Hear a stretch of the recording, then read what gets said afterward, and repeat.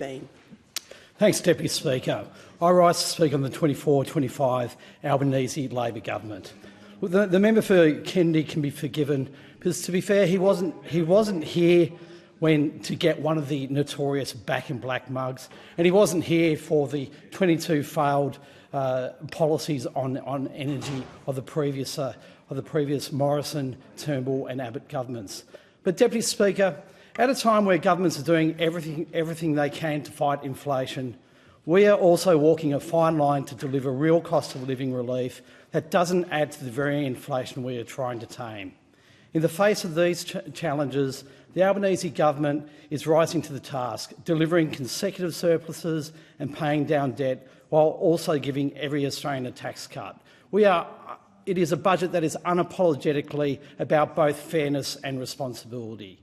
Under Labor, low-paid workers are seeing real wage growth, with record increases delivered for award wage workers now in 2022, 2023 and now also 2024, with full-time workers on the national minimum wage earning $110 more a week than when the government came to office. This is important for care workers, retail and hospitality workers, not just across Bean, but across Australia. And, Deputy Speaker, it's not just wages increasing. Workers across the country are now keeping more of what they earn. This includes 82,000 taxpayers in Bean, every single taxpayer who will receive a tax cut. The average tax cut for taxpayers in my electorate will be over $1,800. And, Deputy Speaker, under this government's plan, an additional 2.9 million Australians earning $45,000 or less who were previously excluded under Scott Morrison's plan are now sharing in the benefits of these tax cuts. Fair and responsible. Additionally, from this week, more than 10 million households across Australia will receive a total rebate of $300 and eligible small businesses will see $325 on their electricity bills throughout the year. And, Deputy Speaker, as I said, just this week, the minimum wage increased to $24.10. This 3.75% increase, combined with Labor's tax cuts, means that a retail worker in Bean is now bringing in at least an extra $110 per week. Deputy Speaker, our 2024-25 budget is about easing the cost of living, a second surplus, a future made in Australia, more homes for Australia, the care economy and broadening opportunity. The government is investing in an additional $477 million in the 2024-25 budget to increase our support to the more than 340,000 veterans and dependents accessing services through the Department of Veterans Affairs. Thanks to these investments from the Albanese Labor government, funding for the Department of Veterans Affairs remains at a record high, now better funded than it has been in 3 decades. For Bean, that's some 6,870 veterans who will benefit from this commitment. The 24-25 budget delivers funding to implement and deliver the Albanese government's simplified and harmonised veteran compensation legislation.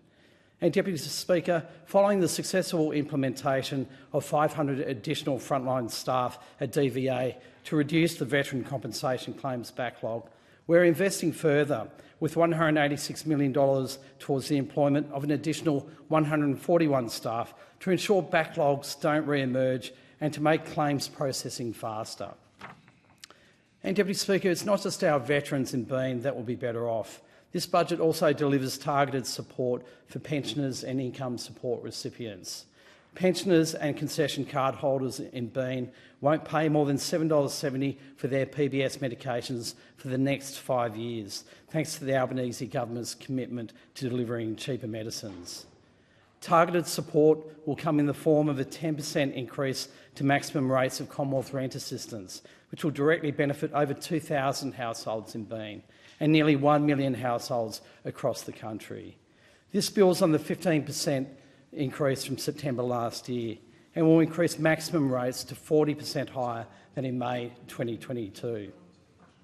Deputy Speaker, this budget also continues to freeze social security deeming rates for a further 12 months. In Bean, this will support nearly 6,000 support recipients, including pensioners, job seekers, parenting payment, student payments and carer payment recipients. Building on this, More than 900 participants in Bean will benefit from increased funding for a new specialised disability employment program that prepares people living with a disability to find suitable employment. The Albanese government will also make it easy for Australians to access these government services to which they're entitled by investing $2.8 billion in Services Australia. Deputy Speaker, I think of the dedicated public servants who will benefit from the proper resourcing that only a Labor government can deliver by returning human oversight to government services, and this government's commitment to strengthening Services Australia services by investing of that $2.8 billion, $1.8 billion in staff, including funding for 4,030 staff in 24-25 and 3,530 staff in 25-26, and continued investment in 850 emergency response staff. This will help reduce claim processing times, call wait times, and support those impacted by an emergency, crisis or vulnerability.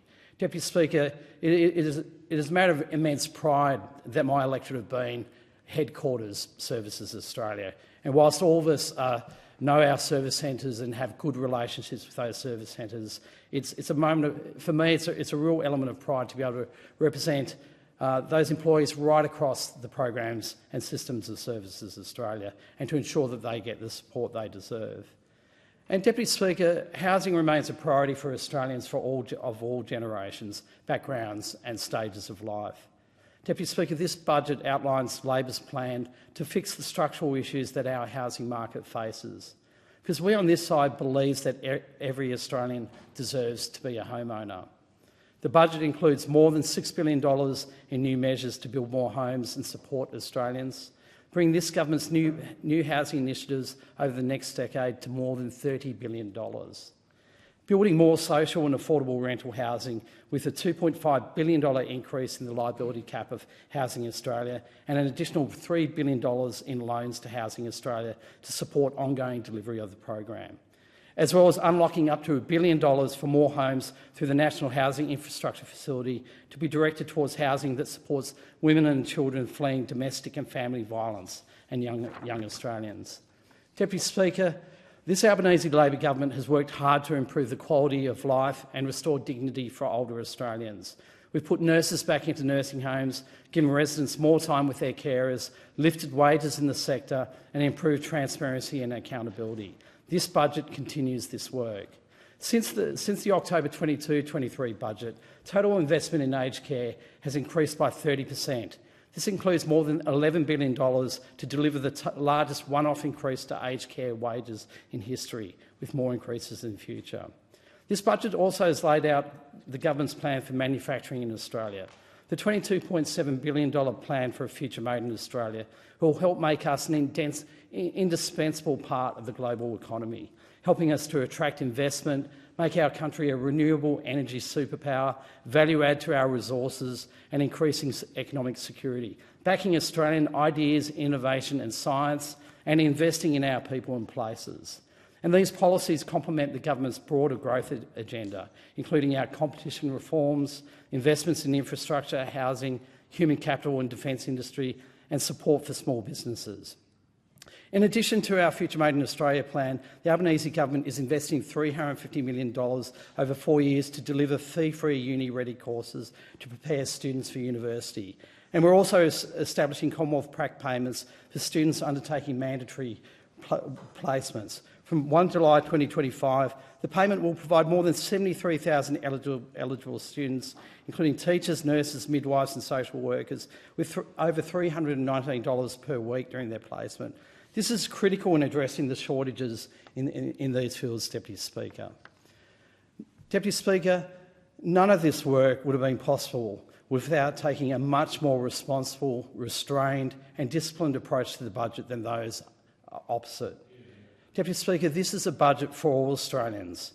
I commend my good friend, the Treasurer, for his work in balancing the books while responsibly delivering real support for Australian households and not needing a series of mugs to justify it.